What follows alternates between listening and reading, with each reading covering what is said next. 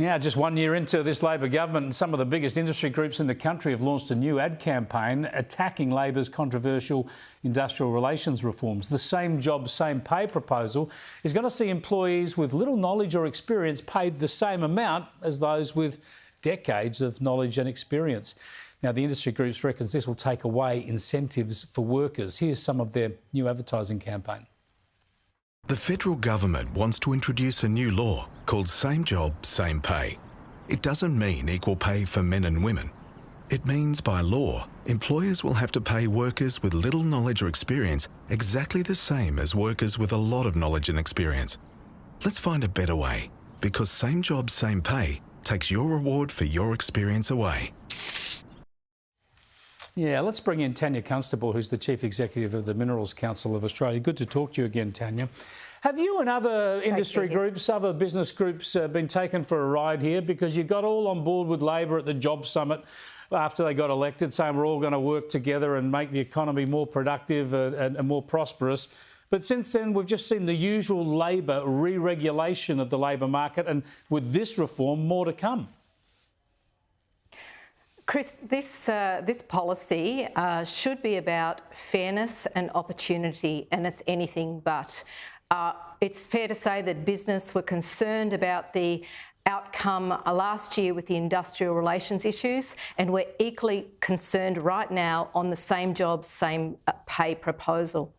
Yeah, and the basis of this, though, is that if someone comes in to take a job, but be hired from outside or whatever that job is, you have to get paid the same amount of money. Even if some man or woman has been doing that job and is the absolute expert in their field, someone else has to get the same amount of money. Aren't you supposed to work up to that seniority? Well, that's right.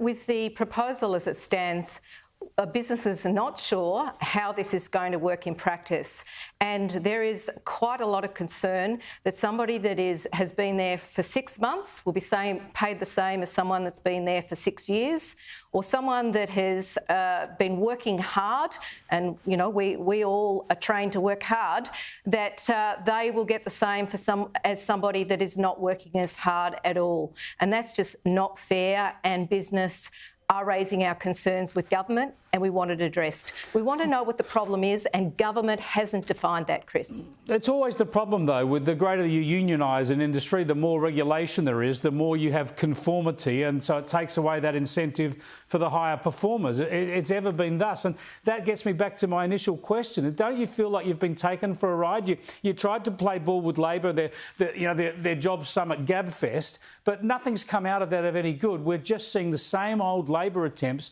to increase union power and re-regulate industries. All businesses and all business groups need to work with governments to make sure that we've got good policy. But what we've got here is really bad policy. The discussion paper that has been put out on Same Job, Same Pay is very broad. It's not easily understood. It could bring in all sorts of groups: contractors, subcontractors, tradies. It's very broad in the way that it's written, and we've raised those concerns with the government. We've raised them since last year, and they're still not being addressed. So business as a whole has come together. I'm glad you're taking them on, because I tell you what, we've seen this movie before. High inflation rate, high interest rates, high levels of government spending, high levels of government debt, re-regulation of the labour market, low productivity. We've all seen that movie before, and it ends in disaster. So good on you, Tania, Constable, for taking them on this issue.